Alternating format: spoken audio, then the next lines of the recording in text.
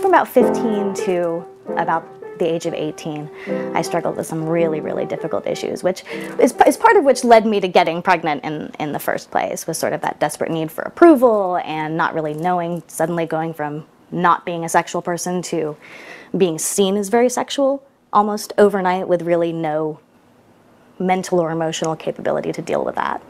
Rhiannon Good was 17 when she got pregnant. She had a steady boyfriend, but when she gave him the news, he left her. Half of all pregnancies in America are unintended, and nearly half of those will end in abortion. That's according to the Guttmacher Institute. It's a research organization affiliated with Planned Parenthood. When Rhiannon Good learned she was pregnant, she decided to have an abortion. I felt relieved. I was very, very relieved.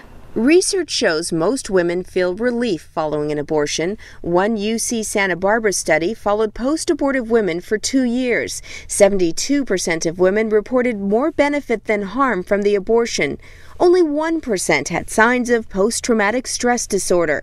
But despite the science, the idea of post-abortion syndrome is gaining credibility these days, and it's coming from the highest court in the land. Is crumbling.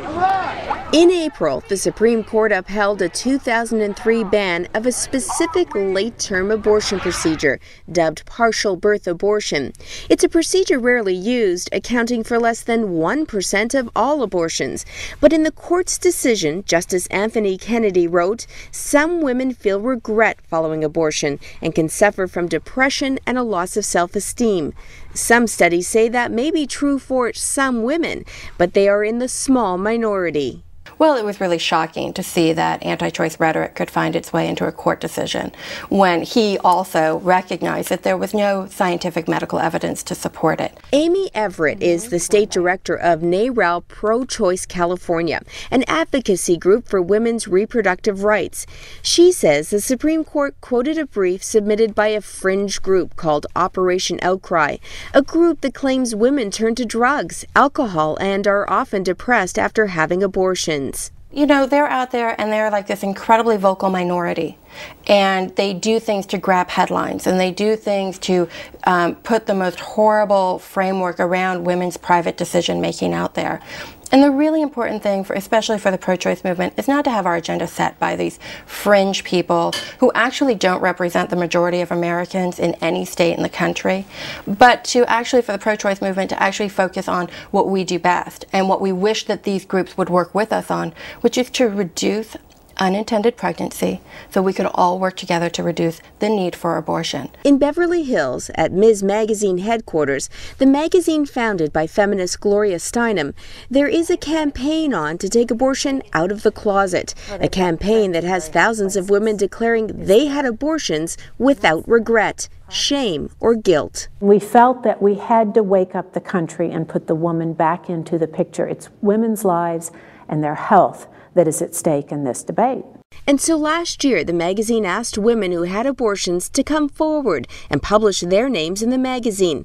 Thousands did. So many names, there wasn't enough room in this issue to publish them all. Yes, some women will. Some women regret continuing a pregnancy. Some women regret getting married or entering into a relationship.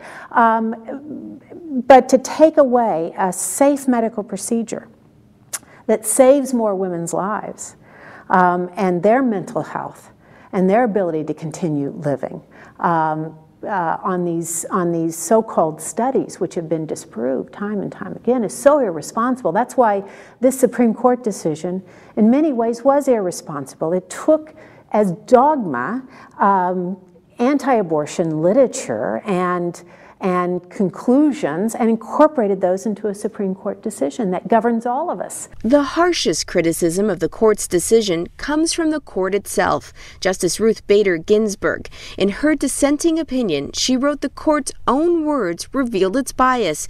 Revealing this regard, the court reveals an anti-abortion shibboleth for which it has no reliable evidence. This decision, I believe, puts this question of abortion and the right to legal abortion right into the center of the 2008 presidential and congressional races. You know, a lot of politicians don't want to have to answer these questions. My question is a simple one. In your opinion, what is the most pressing moral issue facing this country today? And if you're elected president, how would you address that issue? It is our respect, our sanctity, and our understanding of the value of every single human life. With the Supreme Court revealing a majority willing to make changes to abortion laws in this country, abortion rights groups fear Roe v. Wade, the 1973 ruling that prevented states from making abortion illegal, may be vulnerable. It's what anti-abortion activists have been waiting for. Both groups are paying close attention to where the next president and Congress stand on the issue.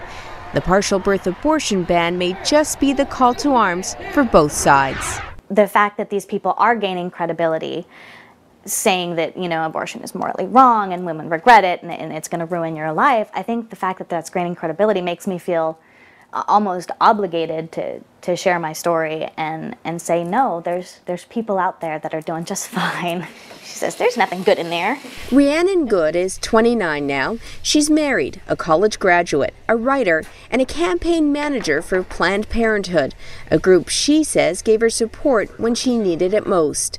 I went through a lot of therapy, you know, to deal with my other issues, and the interesting thing was, now that I hear a lot about women and their regrets about abortion and how it made them depressed and ruined their life, and I'm thinking, you know, I was very depressed and very anxiety-ridden before my unintended pregnancy and before my abortion, and I did go to therapy and I was depressed afterwards, but the one thing that I never had to deal with in therapy was the fact that I had an abortion. It's plum pudding, it's totally different. Good and her husband are now expecting their first baby.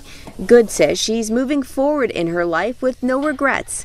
She feels sorry for the women who can't move on. I empathize with the fact that they have this regret and they feel like they made a bad decision. But I guess if I had to talk to one of them, I would really want to maybe probe into that. And do they regret having the decision? Do they regret being able to have that decision? Or do they regret the decision that they made? Because that's a totally different thing. And I think if some of them really thought about it, I think it might come down to, no, I regret the decision, but maybe it was a good thing that I was able to have that decision.